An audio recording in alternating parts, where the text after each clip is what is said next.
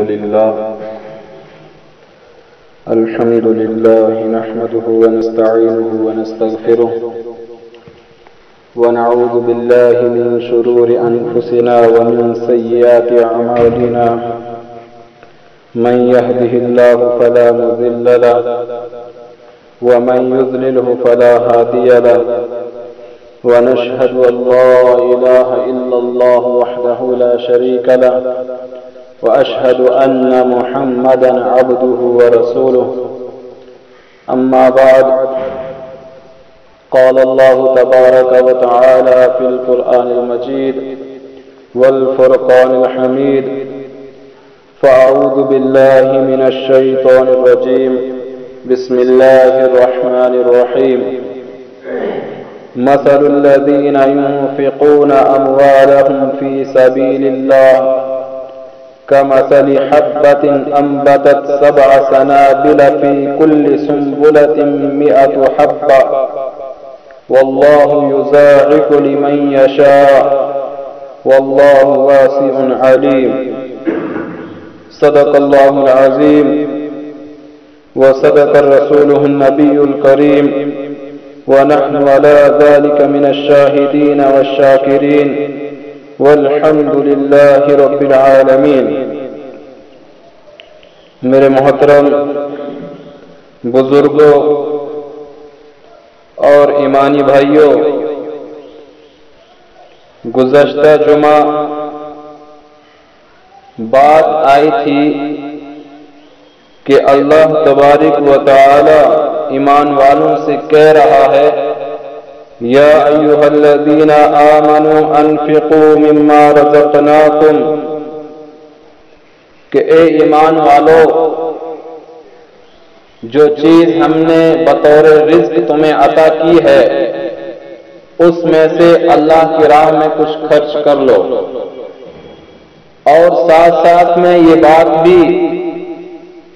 آ گئی تھی کہ کب تک خرچ کیا جائے، کس دن تک خرچ کیا جائے۔ اللہ تبارک و تعالی نے ارشاد فرمایا ہے کہ اس دن سے پہلے اللہ کی راہ میں کچھ نہ کچھ ضرور خرچ کر لو، جس دن کے آنے کے بعد خرید و فروخت بیکار، آپس میں خریداری بالکل نہیں چلے گی۔ اور تفصیلی طور پر گفتگو ہوئی تھی جس میں صحابہ کرام رضوان اللہ تعالی علیہم اجمعین کے کچھ قربانیاں بھی پیش کی گئی تھی، جس میں سر فہرست حضرت ابوبکر صدیق رضی اللہ تعالی عنہ کا تذکرہ تھا کہ غزوہ تبوک کے موقع پر کس طرح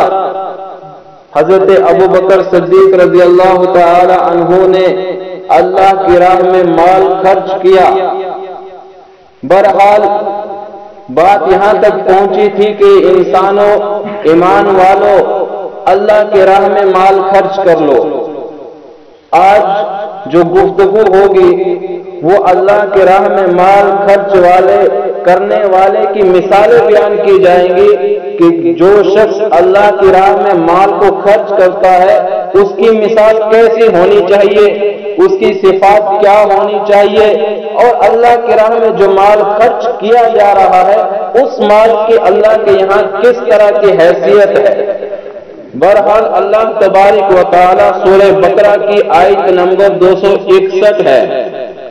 ارشاد فرما رہا ہے مثل الذین ينفقون اموالهم فی سبیل اللہ، کہ ان لوگوں کی مثال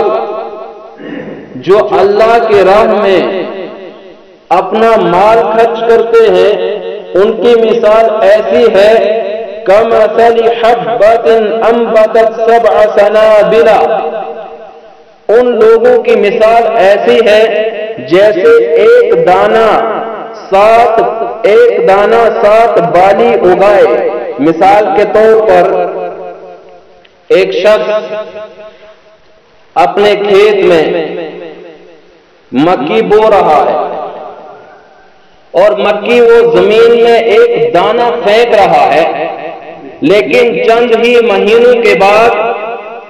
یا چند ہی دنوں کے بعد उस दाने ने एक बाल डाली है, या यूं कह लीजिए कि एक छोटा सा पौधा निकला है, और फिर चंद माह के बाद उस मकई के दाने ने एक बड़े पौधे की शक्ल इख्तियार कर ली, और फिर उसके ऊपर एक कह लीजिए कि मकई तैयार हो गई, और उस मक्की के दाने के अंदर इतने दाने हैं कि वो 700 तक पहुंच जाते हैं। ऐसी मिसाल अल्लाह तबारिक व तआला अल्लाह की राह में खर्च करने वालों की दे रहा है कि इस शख्स की मिसाल ऐसी है कि जिसने एक दाना बोया और उस दाने से 7 बालियां निकली, और फिर 7 बालियों के जो आगे नतीजा आया कि उसके ऊपर 700 दाने पैदा हो गए। और अल्लाह की राह में माल खर्च करने वाले की मिसाल भी ऐसी है कि उसने अल्लाह की राह में 1 रुपया खर्च किया, लेकिन नतीजा ये हुआ कि उसको 700 रुपए का अल्लाह तबारिक व तआला सवाब दे रहा है। सिर्फ 700 हमारी और आपके जहन को समझाने के लिए बतलाया जा रहा है। इन्फाक फी सबीलिल्लाह को समझाने के लिए कहा जा रहा है कि तुम 1 रुपया खर्च करो तुम्हें 700 का अजर मिलेगा, तुम 1 रुपया खर्च करो तुम्हें 10 का अजर मिलेगा। लेकिन अल्लाह तबारिक व तआला इरशाद फरमा रहा है कि बहरहाल ये तुम्हारे समझाने के लिए है, वल्लाहु युज़ाइफु लिमन यशा, कि अगर अल्लाह तबारिक व तआला चाहे तो 700 से भी बढ़ा देता है। पता चला कि जिस इंसान का इखलास जितना पुख्ता होगा,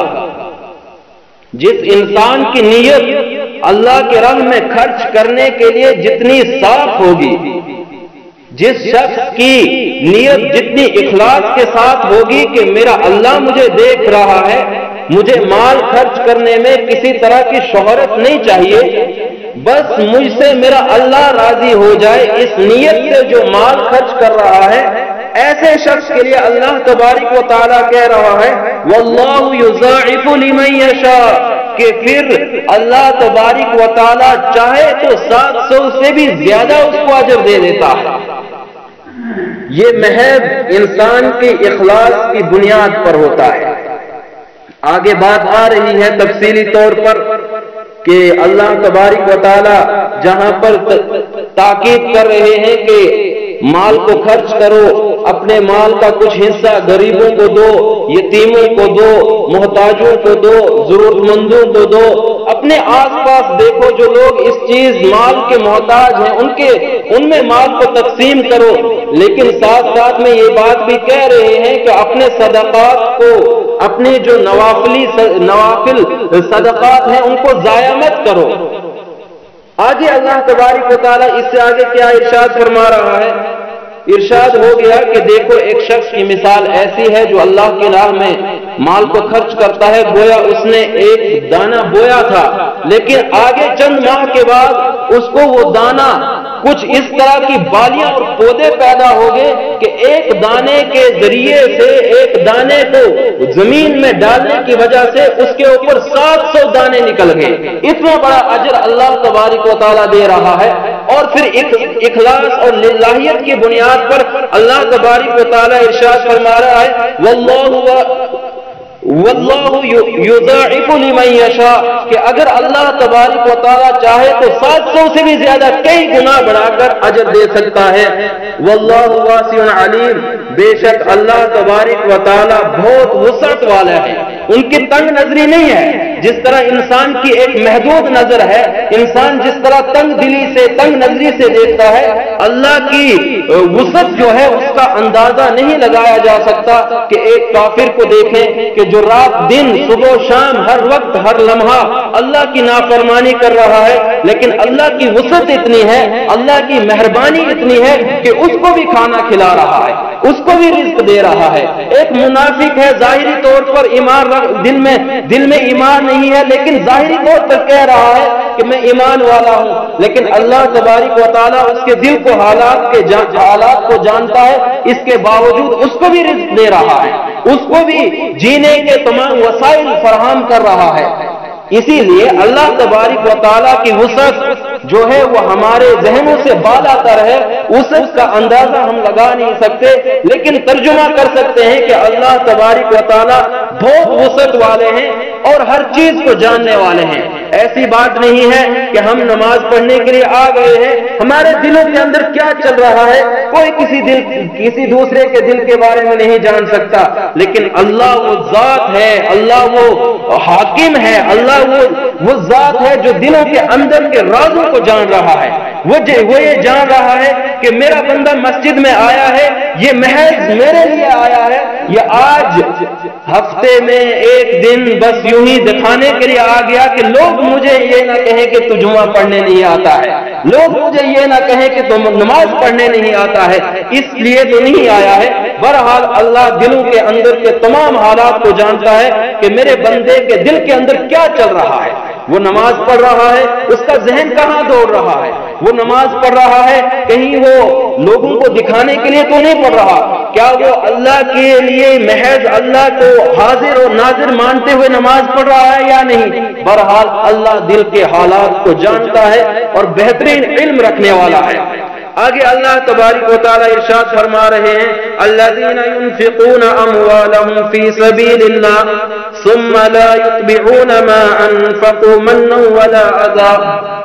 یہ مثال آ گئی ان لوگوں کی جو اللہ کی راہ میں مال تو خرچ کرتے ہیں لیکن اس وجہ سے خرچ کر رہے ہیں کہ میں کسی غریب کو مال دوں گا اور کل پرسوں اس کو یوں کہوں گا کہ بھائی میں نے تجھے مال دیا تھا، کل پرسوں ذرا سی گھر کے اندر لڑائی جھگڑا ہو گیا، آپس میں لڑائی جھگڑا ہو گیا تو یوں کہیں گے کہ میں نے تیری فلاں وقت مدد کی تھی۔ یہ صدقہ دے کر یہ مال سے مدد کرنے کے باوجود اس کو تکلیف پہنچا رہا ہے، یہ مال دینے کے باوجود اس کو ایذا پہنچا رہا ہے۔ اللہ تبارک و تعالی فرما رہا ہے الذین ينفقون اموالهم فی سبیل اللہ، جو لوگ اپنے مال کو اللہ کے راستے میں خرچ کرتے ہیں ثم لا يتبعون ما انفقوا منا ولا اذى، پھر خرچ کرنے کے بعد اس آیت کریمہ میں آگے تفسیر آ رہی ہے جو میں نے بات عرض کی، یہ ایمان کا بہت اونچا درجہ بیان کیا جا رہا ہے۔ عمومی طور پر ہوتا یہ ہے اور معاشرے کے اندر بھی دیکھا گیا، اس کے مشاہدے ہر روز کیے جا رہے ہیں کہ اگر کوئی شخص کسی کی مالی تعاون کرتا ہے تو ذرا سی دل کے اندر لغزش پیدا ہونے پر یوں کہہ اٹھتا ہے کہ میں نے فلاں وقت تیری مدد کی تھی، فلاں وقت تجھے مال کی ضرورت تھی، تو بیمار تھا، تو اس وقت مجبور تھا، تجھے مال کی ضرورت تھی، میں نے تجھے مال دیا تھا۔ یہ آیا دن ہم اس معاملے کو اپنے معاشرے کے اندر دیکھ رہے ہیں کہ ایک طرف ہم اللہ کے لیے مال کو خرچ بھی کر رہے ہیں لیکن باوجود خرچ کرنے کے اس بھائی کو، اس رشتہ دار کو، اس ہمسائے کو تکلیف بھی پہنچا رہے ہیں، اس کو بار بار یہ بات ہم ذہنی طور پر پریشان کر رہے ہیں کہ فلاں وقت میں تجھے مال دیا تھا، گویا کہ اس کا مال جو خرچ کرنا تھا اللہ کے یہاں مقبول نہیں ہے۔ اس لیے مقبول نہیں ہے کہ اس نے مال تو خرچ کیا لیکن محض مال اس لیے خرچ کیا کہ اس کے ذریعے سے اپنے دوست کو، ہمسائے کو، اپنے رشتہ دار کو تکلیف پہنچا۔ ایمان کا سب سے بڑا تقاضا یہ ہے کہ جو چیز اللہ کے لیے خرچ کر دی جائے ایمان والا اس کو بھول جاتا ہے، اس کو ذہن میں نہیں رکھتا کہ میں نے اللہ کے لیے خرچ کی تھی۔ ایمان کا تقاضا یہ ہے، ایمان کا بڑا، ایمان والے کی بڑی صفات میں سے یہ بات ہے کہ جب ایمان والا کوئی چیز اللہ کی راہ میں وقف کر دیتا ہے، خرچ کر دیتا ہے، پھر وہ کسی دوسرے کو اس مال کے ذریعے،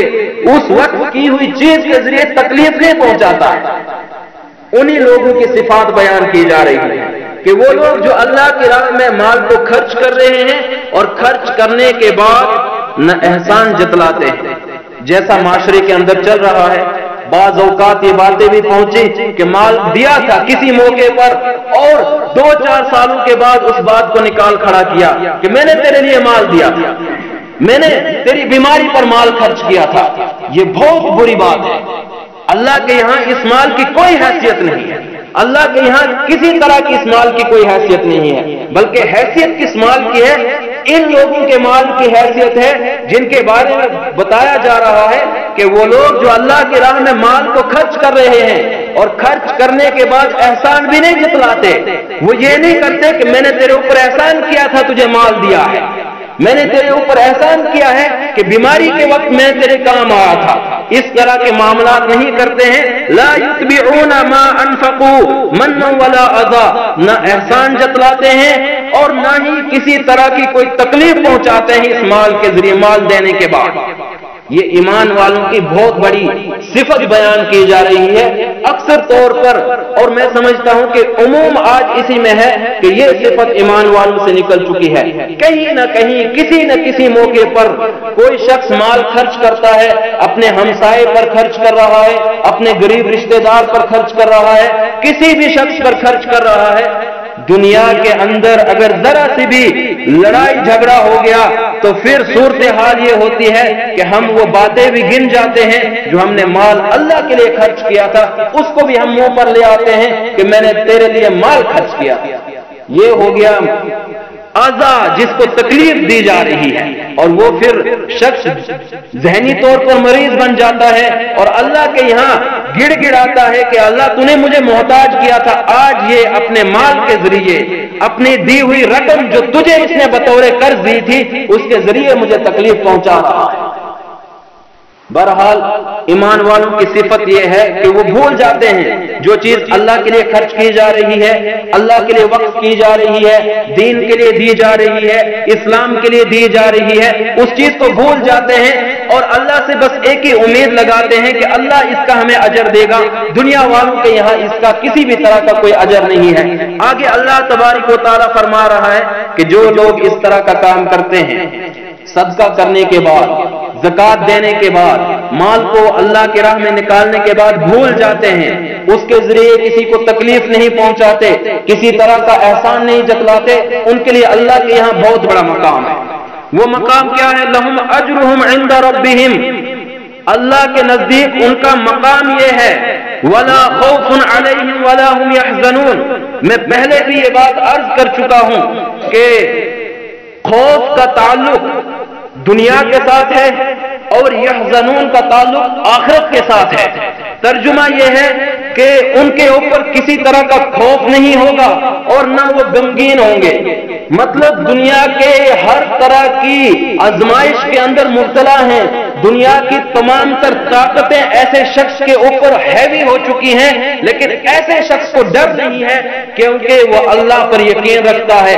اور غمگین اس لیے نہیں ہے کہ وہ اللہ کی ذات پر یقین رکھتا ہے اور میدان محشر کا یقین یہ ہے کہ اللہ مجھے اپنے فضل و کرم سے جنت میں ڈال دے گا، اس وجہ سے غمگین بھی نہیں ہے اور یقین اللہ پر رکھ رہا ہے۔ بہرحال ایسے لوگوں کے لیے دو بڑے انعامات اللہ تبارک و تعالیٰ نے رکھے ہیں، ولا خوف علیہم، نہ ان کے اوپر کسی طرح کا کوئی خوف ہوگا، ولا هم يحزنون، اور وہ نہ ان کو میدان محشر میں غمگین کیا جائے گا بلکہ ان کو خوش کر دیا جائے گا، ان کو راضی کر دیا جائے گا، اللہ کی جانب سے جنت میں ڈال کر ان کو ہر طرح کے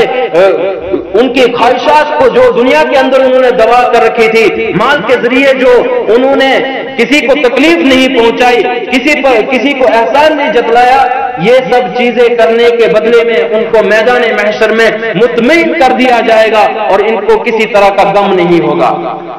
آگے اللہ تبارک و تعالیٰ فرما رہے ہیں کہ جو لوگ مال کے ذریعے تکلیف پہنچاتے ہیں ان کے لیے یہ ہے کہ وہ مال خرچ نہ کریں۔ سیدھی سیدھی بات، اگر کسی شخص کا یہ ارادہ ہو، کسی آدمی کا یہ ارادہ ہو کہ میں مال کو خرچ کروں اور کل یا پرسوں ایسے اس شخص کو گریبان سے پکڑوں گا اور کہوں گا کہ بھائی میں نے تیرے لیے مال خرچ کیا تھا، احسان جتلائے، تو ایسے شخص کے لیے اللہ تبارک و تعالیٰ اعلان کر رہا ہے کہ اس کے لیے بہتر ہے کہ صرف اچھی بات کرے، اس کے لیے مال خرچ کرنے سے بہتر ہے کہ وہ اچھی بات کرے، بس اس کے لیے وہی بہترین چیز ہے۔ قول معروف ومغفرۃ خیر من صدقۃ یتبعها اذى، اچھی بات اور درگزر کرنا بہتر ہے اس صدقے سے، اس مال کے خرچ کرنے سے जिस के पीछे तकलीफ देना मकसद हो, जिसके पीछे दूसरे को किसी चीज का एहसान जताना मकसद हो, ऐसे सदके से बेहतर है कि इंसान अच्छे बात करे और दरगुजर का मामला करे।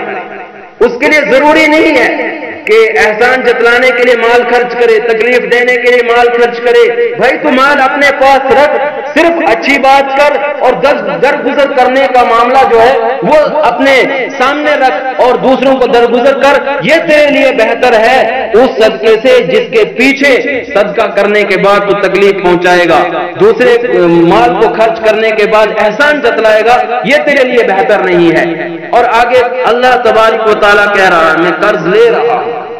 सारी दुनिया को ऐलान किया है, ईमान वालों से ऐलान किया है कि ए ईमान वालों, मुझे कर्ज हसना दे दो, बेहतरीन कर्ज दे दो। कल मैदान महशर में मैं इसका न जाने कितना बढ़ाकर तुम्हारे नामा अमाल में डाल दूंगा जिसका तुम हिसाब भी नहीं लगा सकते हो। ऐसे जात के लिए, ऐसी जात जो कर्ज हसना। और एक बात ज़हन नशीन रखनी चाहिए कि एक शख्स खुद किसी को माल दे रहा है और कह रहा है कि मैंने तुझे माल दे दिया तो इसका मालिक है, और बाद में यूं कहे कि अब मुझे इस माल में से कर्जा दे दे। कितना बड़ा शख्स है ये, कितनी सिफात का हामिल है कि एक शख्स खुद माल वक्फ कर रहा है और यूं कह रहा है कि ये ले, मैं तुझे माल हदिया दे रहा हूं, मैं तुझे माल हदिये में दे रहा हूं। और बाद में खुद देने वाला शख्स जाए उस शख्स के पास जिसको माल दिया है, वक्फ किया है, उसको हदिया दिया है, और यूं कह रहा है कि भाई मुझे अब कर्ज दे दे। और अल्लाह तबारक व तआला ने अपनी सिफात कि मैंने ही माल दिया है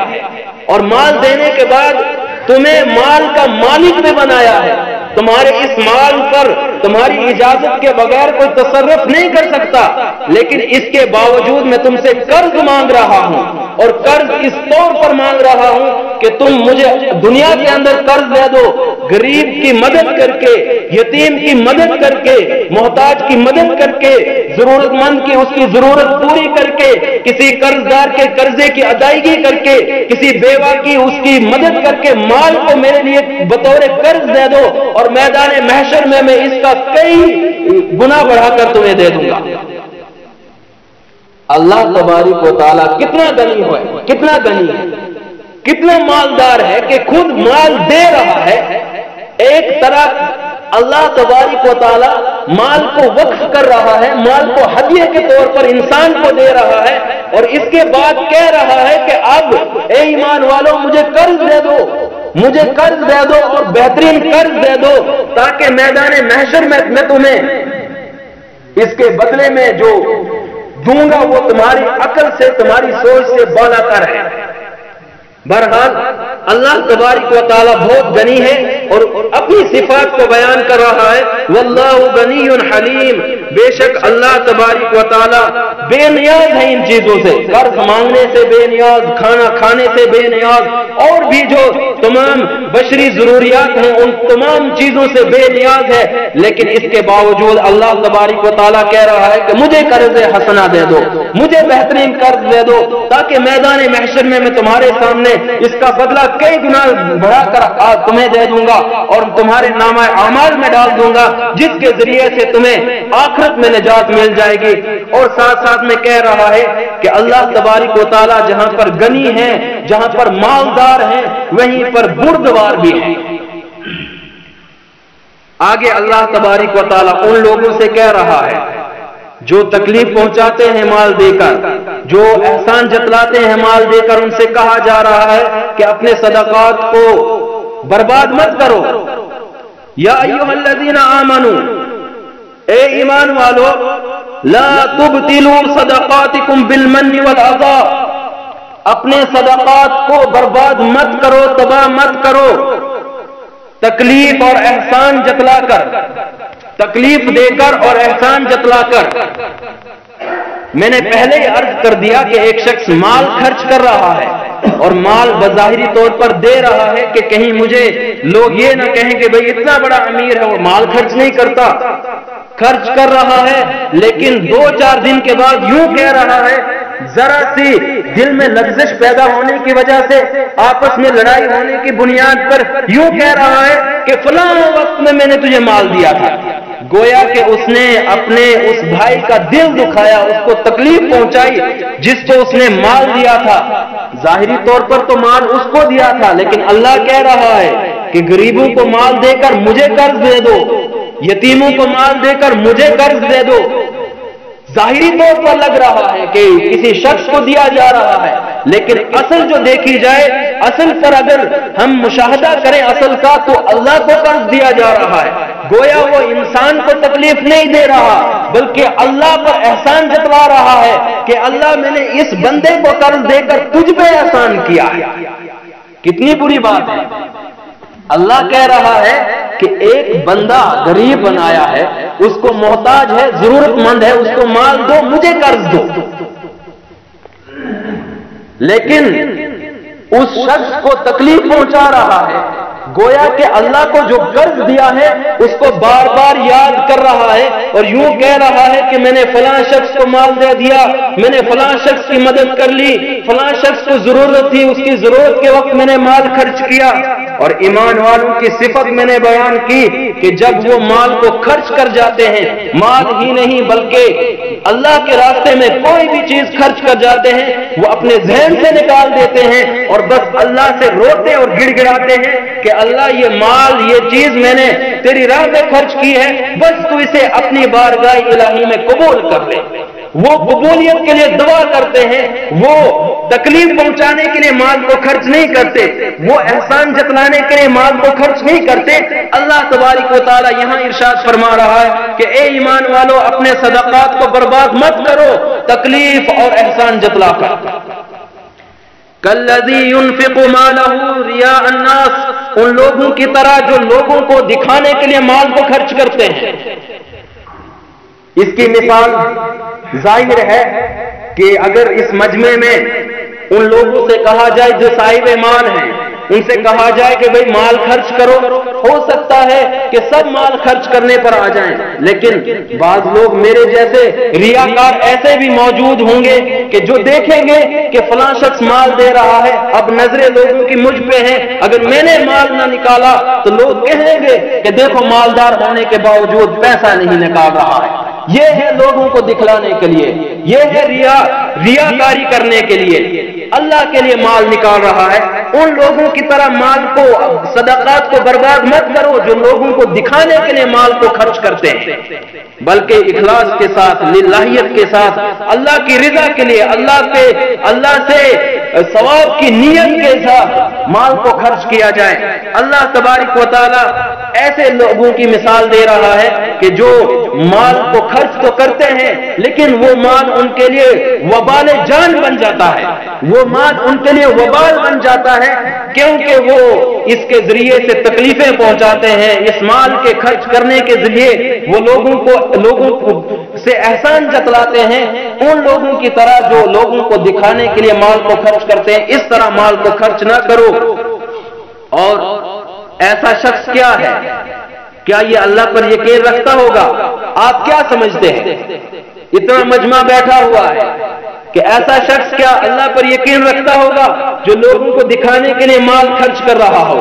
کیا ایسا شخص اللہ پر یقین رکھتا ہے جو اپنے صدقات کو تکلیف اور احسان جتلانے کے ذریعے برباد کر رہا ہے، جو مال اس کے لیے وبال جان بن رہا ہے؟ ایسا شخص اللہ پر یقین رکھتا ہوگا؟ اللہ خود کہہ رہا ہے وَلَا يُؤْمِنُ بِاللَّهِ، ایسا شخص ہرگز اللہ پر یقین نہیں رکھتا ہے۔ وَالْيَوْمِ الْآخِرِ، اور میدان محشر کے معاملے کو یہ شخص بھول چکا ہے۔ اس کے سامنے میدان محشر کی باتیں سنائی جا رہی ہیں، ایک طرف سے قرآن سنا جا رہا ہے کہ میدان محشر کا معاملہ بڑا خطرناک ہے، اللہ تبارک و تعالیٰ دلوں کے اندر ٹٹول کر دیکھے گا اور دیکھ رہا ہے کہ اس شخص کے اندر للہیت اور اخلاص کتنا ہے، اور پھر میدان محشر میں اللہ تبارک و تعالیٰ اس کی ریاکاری کو بھی ساری دنیا کے سامنے پیش کر دے گا۔ جس طرح آج کے وقت میں اس کی مثال سمجھنا آسان ہے۔ کس طرح سمجھنا آسان ہے؟ ہم سوچتے ہیں، ہمارا ذہن عقلی گھوڑے دوڑاتا ہے کہ بھائی انسان شام کا کھایا صبح بھول جاتا ہے. اتنے زمانے کی زندگی 60-70 سال، اور 60-70 سال چھوڑیے حضرت نوح علیہ حضرت آدم علیہ السلام سے لے کر میں کل قیامت تک کے لوگوں کا اتنا بایو ڈاٹا اور تمام حالات زندگی کس طرح قید کی جا سکتی ہے، کس طرح اس کو مقید کیا جا سکتا ہے، اور آنے والے وقت جب میدان محشر میں ساری انسانیت کے سامنے کس طرح پیش کیا جا سکتا ہے. آج سائنس نے اتنی ترقی کی، آپ نے دیکھا میموری کارڈ، دنیا بھر کا سسٹم، دنیا بھر کی ریکارڈنگ، دنیا بھر کے ویڈیوز آپ ریکارڈ کرنا چاہیں، اتنی معمولی سی چپ کے اندر آج اس کو مقید کیا جا رہا ہے، قید کیا جا رہا ہے. اللہ تبارک و تعالیٰ کے لیے یہ مشکل نہیں ہے کہ وہ تمام انسانوں کے احوال کو قید کر لے. یہ چیز اللہ کے لیے بڑی آسان ہے، بڑی ہی سہل ہے کہ میدان محشر میں ایک ریاکار کی ریاکاری کو سامنے کر دینا، اخلاص والے کے اخلاص کو سامنے کر دینا، تکلیف پہنچانے والے کو سامنے کر دینا، ظلم کرنے والے کے ظلم کو سامنے کر دینا. یہ اللہ کے لیے بہت آسان ہے، بہت سہل ہے. میں نے مثال دی ایک چھوٹی سی میموری کارڈ جو سائنس نے ایجاد کیا، لیکن اس کے اندر دیکھیں آپ کے طرح طرح کی چیزیں مقید اور قید کی جاتی ہیں. آپ جس وقت چاہیں اس میموری کارڈ کو فون میں لگائیے، کمپیوٹر میں لگائیے، اور سب اسکرین پر آپ کے سامنے پیش ہو جائے گا کہ 2 سال 3 سال 10 سال پہلے کی بات آپ کے سامنے پیش آ جائے گی. لیکن اللہ تبارک و تعالیٰ میموری کارڈ کا محتاج نہیں ہے، اس کی میموری بڑی تیز ہے. وہ دلوں کے اندر کے حالات کو جانتا ہے کہ انسان بس یوں بیٹھا ہوا ہے اور دل کے اندر سوچ رہا ہے، کسی کے خلاف سوچ رہا ہے، کسی کے لیے اچھا سوچ رہا ہے. اللہ سب وہ ریکارڈ کر رہا ہے، اور ریکارڈ کرنے والے ہمارے کندھوں کے اوپر فرشتے موجود ہیں، کرامن کاتبین. وہ ہر وقت لگے ہوئے ہیں، قلم اور رجسٹر پکڑ کر ہمیں نظر نہیں آتے، ہماری آنکھوں سے اوجھل ہیں. یہ بھی ایک طرح کا غیب پر ایمان ہے، اور ہمارا ایمان ہے کہ کندھوں پر فرشتے ہماری اچھائی اور برائی کو لکھ رہے ہیں، اور میدان محشر میں رجسٹر اوپن ہو جائے گا. یہاں پر ایک محدود دنیا ہے ہماری، یہاں پر ہماری کسی چیز کو شو کرنا ہو تو محدود دنیا ہے. لیکن میدان محشر میں ساری انسانیت حضرت آدم علیہ السلام سے لے کر قیامت تک کے لیے آنے والے جتنے انسان ہیں سب کو سامنے کیا جائے گا، اور ہر شخص کی نیکی کو بھی پیش کیا جائے گا، ہر شخص کی برائی کو بھی پیش کیا جائے گا. اللہ تبارک و تعالیٰ قرآن کے اندر فرما رہا ہے کہ کسی شخص نے ذرہ برابر برائی کی ہوگی، رائی کے دانے کے برابر، جس کو ہم سیول کہتے ہیں، اس کے برابر بھی کسی نے برائی کی ہوگی، اور 7 دروازے بند کر کے بھی کی ہوگی. اللہ میدان محشر میں ساری دنیا کے سامنے اس کو پیش کر دے گا کہ یہ شخص برا تھا. اور کسی شخص نے ذرہ برابر نیکی اور بھلائی کا کام کیا ہوگا، وہ بھی اللہ تبارک و تعالیٰ میدان محشر میں سامنے کر دے گا، اور ساری دنیا اس کو دیکھ لے گی. آج ہم شرم کرتے ہیں، دروازے بند کر کے برائیاں کرتے ہیں، ہم چھپ کے برائیاں کرتے ہیں، لیکن اللہ تبارک و تعالیٰ کا یہاں نظام یہ ہے کہ دنیا کے اندر بہرحال پردہ ہے، دنیا کے اندر لوگوں سے پردہ کیا جا رہا ہے، لیکن میدان محشر میں پردے کو ہٹا دیا جائے گا، پردے کو ختم کر دیا جائے گا، اور ساری دنیا کے انسانوں کو جمع کر کے، ساری دنیا کے انسانوں کو اکٹھا کر کے سب کے نامہ اعمال جس وقت تولے جائیں گے، اس وقت انسان سوچ لے گا اور سمجھ جائے گا کہ میرا فلاں بھائی فلاں دوست اتنا برا تھا، دنیا کے اندر میں تو اس کا بڑا اچھا سمجھتا تھا، دنیا کے اندر تو میں اس کے گن گاتا تھا، لیکن یہ تو اتنا برا نکلا. اور برے سے برا شخص جس کو ہم دنیا میں یوں سمجھتے ہیں کہ یہ سب سے ذلیل تر انسان ہے، لیکن میدان محشر میں ہو سکتا ہے اللہ کو کہ کوئی ادا اس کی ایسی پسند ہوگی، ایسی ادا پسند ہوگی کہ میدان محشر میں وہ ہم سے اور باقی دنیا والوں سے کئی اعزاز اور اکرام سے اس کے اکرام کیا جا رہا ہو، اور اس کو فوقیت دی جا رہی ہو، اور دنیا میں ہم آخرت میں ہاتھ ملتے رہ جائیں کہ ہم نمازی بھی تھے، ہم تہجد گزار بھی تھے، ہم نے روزے بھی رکھے تھے، اس کے باوجود ہمیں جہنم میں ڈالا جا رہا ہے. اور وہ شخص جو نماز تو نہیں پڑھتا تھا، وہ روزے تو نہیں رکھتا تھا، وہ زکوٰۃ تو نہیں دیتا تھا، لیکن وہ بڑی خوشی سے بڑے آرام سے جنت میں جا رہا ہے. بہرحال مسئلہ ایک چیز کا ہے کہ اللہ جس کو قبول کر لے، اللہ کو جو ادا کسی کے پسند آ جائے اسی پہ نجات ہو جاتی ہے. اس کے لیے ضروری نہیں کہ انسان کسی بڑے عہدے پر فائز ہو جائے اور یوں کہنے لگے کہ میں فلاں عہدے پر فائز ہوں، اللہ تبارک و تعالیٰ بھی مجھے عہدے دار بنا دے گا۔ اس لیے اللہ سے دعا گو ہے کہ اللہ ہمیں اخلاص سے، للہیت سے مال کو خرچ کرنے کی توفیق عطا فرمائے۔ میں نے گزشتہ جمعہ بھی یہ عرض کیا تھا، آج بھی یہی عرض کروں گا کہ جس طرح ایک نظام بنا ہوا تھا کہ ہمارے مغوطہ کا ایک نوجوان بیمار ہے، زیر علاج ہے، ان کے لیے، ان کی مدد کے لیے ہمیں مال کو خرچ کرنا ہے۔ بہرحال ہر شخص کوشش کرے کہ ہم اللہ کے لیے مال خرچ کر رہے ہیں، اور ذہن میں یہ بات رکھے کہ میں اس شخص کو مال نہیں دے رہا بلکہ اللہ کو قرض دے رہا ہوں، اور امید یہ لگائے کہ مجھے دنیا میں اس کا بدلہ نہیں چاہیے، مجھے آخرت میں بدلہ لینا ہے، مجھے آخرت میں اس کا بدلہ لینا ہے، اور آخرت کے بدلے کی اگر امید رکھیں گے تو انشاءاللہ اتنا بڑھا کر دیا جائے گا، اتنا بڑھا کر دیا جائے گا کہ انسان کی عقل اور سوچ سے بالا تر ہوگا، اور میدان محشر میں ہو سکتا ہے کہ آج ہم کسی غریب کی، کسی ضرورت مند کی مدد کریں گے، اللہ تبارک و تعالی میدان محشر میں ہماری مدد کر دے اور ہم جیسے گنہگاروں کو بھی جنت کی طرف راستہ دکھا دے، اور یوں کہہ جائے کہ جاؤ، انہوں نے دنیا کے اندر میرے بنائے ہوئے انسان، میرے ایک مخلوق پر احسان کیا تھا، اس کو مال دیا تھا، اس کی مدد کی تھی، آج میں ان کا ضامن ہوں، ان سب کو ایک جماعت بنا کر جنت میں ڈال دو۔ اس امید سے سب کوشش کریں کہ انفرادی طور پر، اجتماعی طور پر جس طرح بھی ہو سکے ان کی مدد کی جانی چاہیے، اور اتنا ہی نہیں کہ ان کی ہی مدد ہو بلکہ ہم اپنے ہمسایہ دیکھنا ہے، اپنے رشتہ داروں کو بھی دیکھا جائے۔ رشتہ داروں میں کوئی غریب تو نہیں ہے، ہمسایہ کوئی غریب تو نہیں ہے کہ ہم گھر میں تو بوٹی کھا رہے ہیں، ہم تو باسمتی چاول کھا رہے ہیں اور ہمسایہ بیچارہ بھوک سے تڑپ رہا ہے، ہمسائے کے بچے بھوک سے تڑپ رہے ہیں، یقینی طور پر اس کا بھی سوال ہوگا۔ ایسا نہیں ہے کہ ہمسائے کے بارے میں آج ایک عام رواج چلا آ رہا ہے اور عام بات بنی ہوئی ہے کہ اپنے اپنی قبر کا حساب دینا ہے، لیکن یاد رکھنا چاہیے کہ دوسروں کے متعلق سوالات ہوں گے، دوسروں کے متعلق پوچھ تاچھ ہوگی۔ ہر ذمہ دار کو اپنے ماتحت میں جتنے لوگ رہتے ہیں ان سب سے سوال کیا جائے گا کہ تو بتا، تو نے ذمہ داری سے اپنا کام کیا یا نہیں۔ جس طرح مجھ سے امامت کے متعلق سوال کیا جائے گا، ایک عہدے دار علاقے کا ایک ذمہ دار ہے، اس سے پورے علاقے کا سوال کیا جائے گا کہ تو نے ایمانداری سے کام کیا یا نہیں۔ ایک وارڈ کا ذمہ دار ہے، اس سے بھی سوال کیا جائے گا کہ بتلا تو نے ایمانداری سے کام کیا یا نہیں، یہ کسی طرح کا کوئی غفلت تو نہیں کیا۔ بہرحال ہر کسی سے سوال ہونا ہے، اس لیے اپنے آس پاس کے جو لوگ ہیں ان کے حقوق پر نظر رکھیں، ان کے حقوق پامال